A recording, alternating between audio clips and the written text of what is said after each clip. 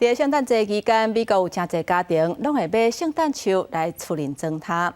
有一个家庭因收到圣诞树的时阵，发现内底有一只活跳跳的猫头鸟，对因来讲实在是真特别。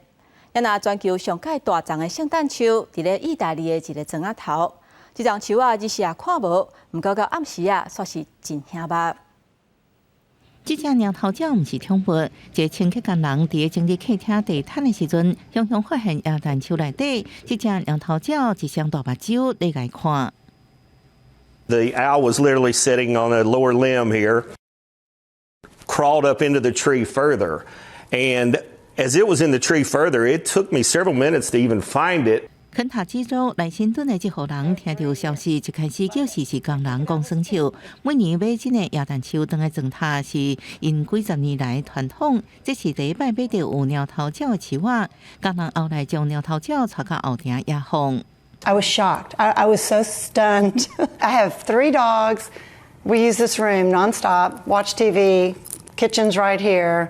椰蛋树的装塔有地形、文化和个人偏好差别。芝加哥的科学工业博物馆每年年尾拢会推出世界椰蛋节特展。今年展出4丛40老悬的大椰蛋树，吸引真侪人提前感受椰蛋节的气氛。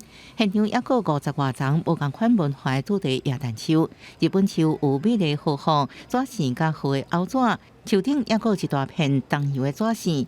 耶鲁故乡芬兰是挂满小精灵的红仔。 英国是挂王冠，也有这张挂巴黎铁台树啊，代表法国。在烟火之下，意大利古城小镇古比奥山坪的椰蛋树电火全部倒起来。要伫900公尺悬的真徛所在用电火倒出椰蛋树，爱用小镇志工团将近2个月时间。1991年，这张树啊，得到吉尼斯世界纪录认证是全球上大椰蛋树。每年也为小镇带来雕成的游客人潮。公视新闻张淑芬报道。